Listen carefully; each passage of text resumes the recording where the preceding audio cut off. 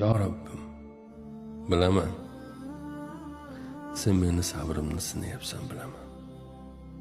Allohim, meni bundan yomon, bundan og'ir sinovlar bilan sinasang ham men sendan voz kechmayman. Bu tanlagan yo'limdan, bu haq yo'ldan hech bir shaklda qaytmayman.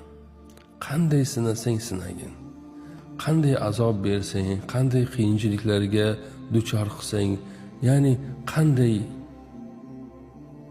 sinovlar bilan meni ro'baro qilsang ham men sendan voz kechmayman. Ammo ayolim zaifdir, onadir.